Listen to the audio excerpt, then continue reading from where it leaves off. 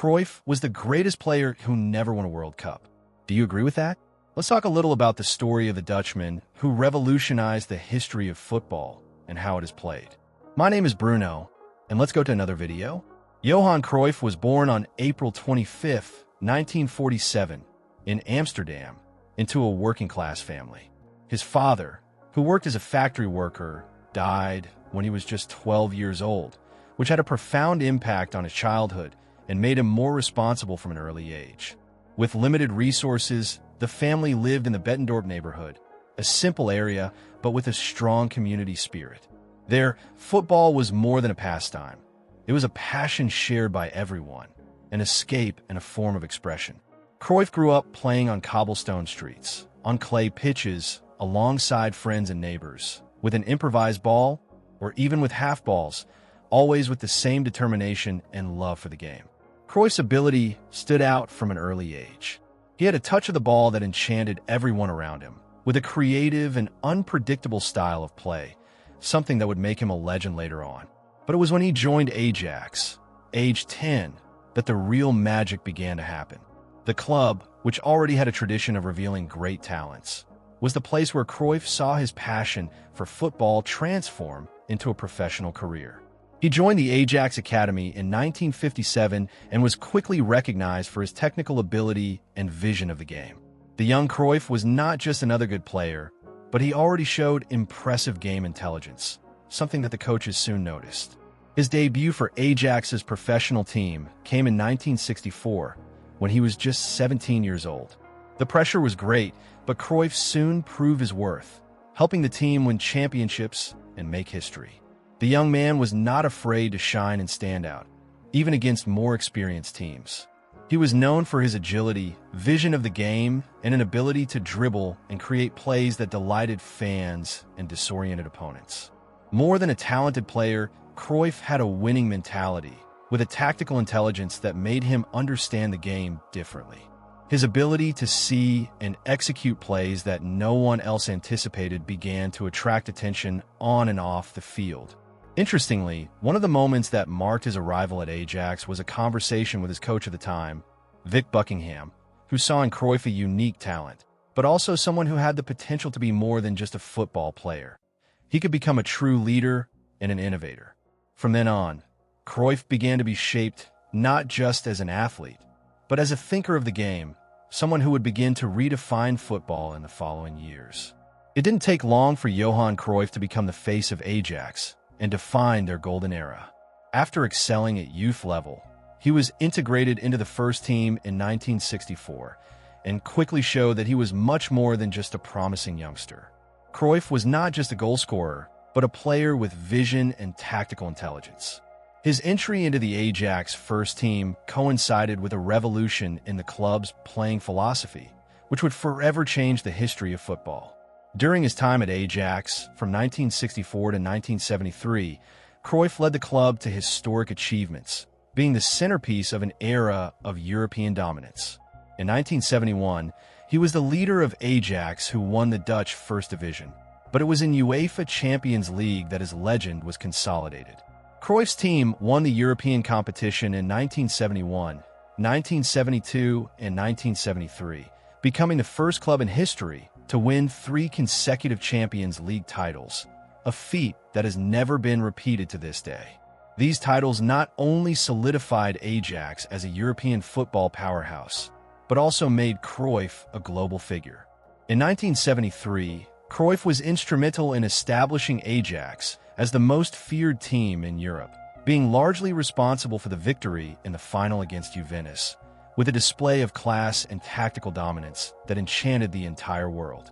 He also won a number of national titles, including the Dutch Cup, and was the main name of Dutch national team already 1974 World Cup, where the famous Clockwork Orange played revolutionary football, with Cruyff at the helm, personifying the idea of a team that not only attacked, but that thought and moved collectively. Cruyff's time at Ajax, therefore, was not just a series of victories. It was a revolution in the style of play and in the way football came to be interpreted. The club has become a symbol of offensive, collective, intelligent football and, above all, beautiful to watch. After a decade of success with Ajax, Cruyff decided to make a historic move to Barcelona in 1973, a move that not only changed his career, but also forever altered the Catalan club's fortunes. Although Barca was a great club, it was not yet the global power that it would become in the following decades. Cruyff's arrival at Barcelona was not just a question of technical talent. It was a change of mentality. Upon moving to Barca, Cruyff immediately imposed his style and philosophy. No 1973-74 Spanish championship, he led Barcelona to the national title, ending a 14-year drought without La Liga. But, most importantly, he brought to Barcelona a new identity and a new way of playing, with more dynamic, technical, and collectively oriented football. Cruyff was not just a player, but also a leader on the field, and his vision of the game transformed the way the team played. He implemented, without even knowing it yet, the seeds of a concept that would later be widely associated with Barcelona, the total football.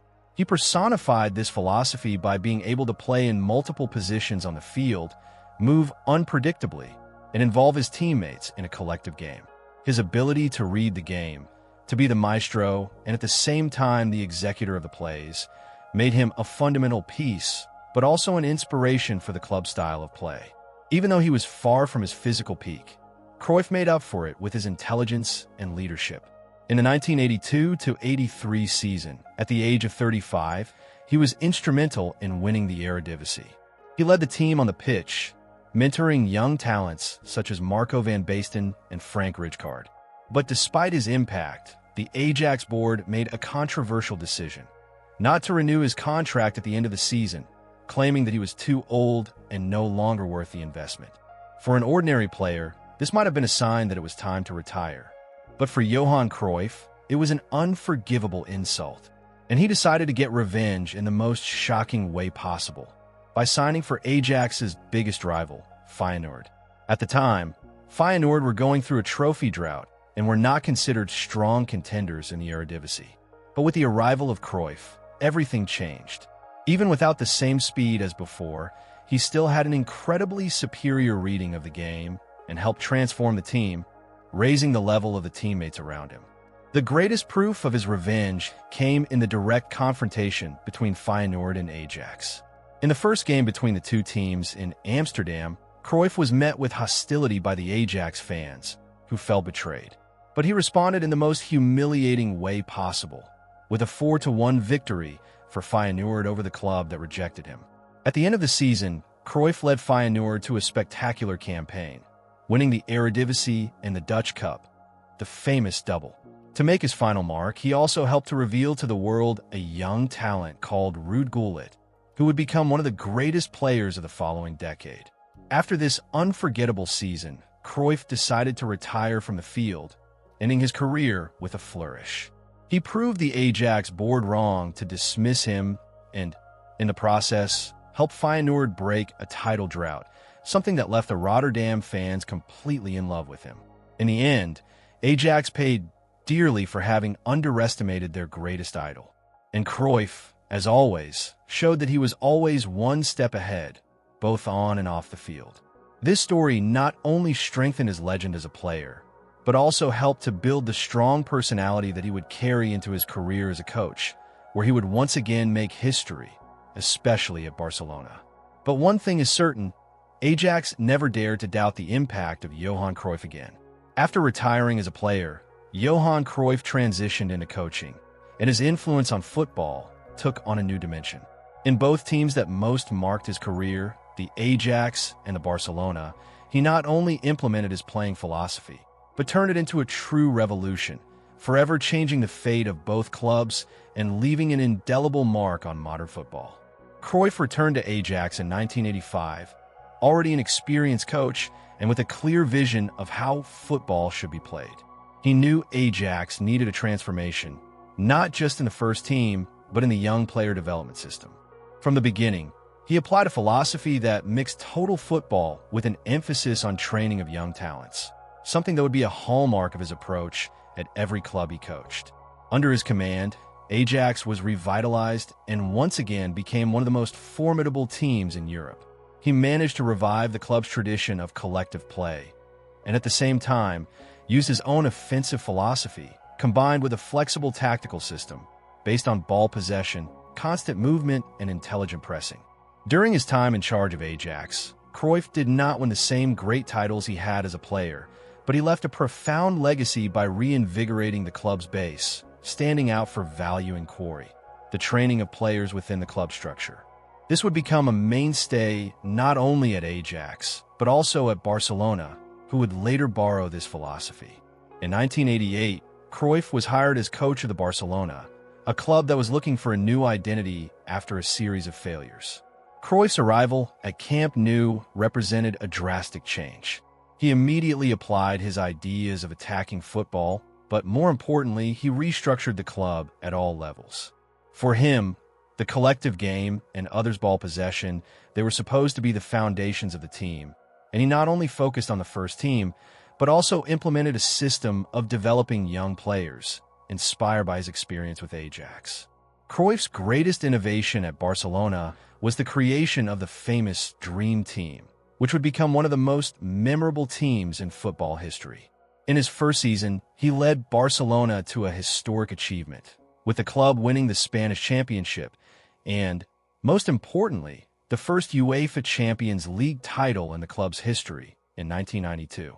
In the final against Sampdoria at Wembley, Barcelona won 1-0 with a decisive goal from Ronald Koeman. But Cruyff's impact went far beyond a simple competition victory. He managed to transform Barcelona into a team that was synonymous with beauty, intensity, and dominance of the game. Cruyff's dream team had unforgettable names such as Pep Guardiola, Michael Laudrup, Romario, Risto Stoichkov, and Jordi Cruyff, between others. This team was the embodiment of his game ideas: continuous movement, changing positions, creativity, and control of the game through possession of the ball. His trust in youth was equally decisive. He promoted players from Amasia, the Barcelona Academy, as Pep Guardiola and Exhibition. Guardiola, in particular, would become one of the greatest exponents of his style and would later follow in Cruyff's footsteps as Barcelona coach. Cruyff not only brought titles to Barcelona, but also set the club's standard of play for decades. He transformed Barcelona into a global powerhouse, with a unique style of football that attracted millions of fans around the world, laying the foundations for what the club would achieve in the following decades, especially with the philosophy that is still prevalent in the team to this day. The historical impact of the Dream Team. Barcelona under Cruyff was not only a winning team, but also a team that reinvented modern football. In addition to the Champions League title, the Dream Team won for the Liga's consecutive seasons and several national and international titles, establishing Barcelona as a true European power. However, Cruyff's legacy went far beyond trophies. He established a playing philosophy that would be the foundation for continued success of the club, with an emphasis on youth training and in the attacking and intelligent style of football, which would become even more visible in future Barcelona generations, especially under coaches like Pep Guardiola.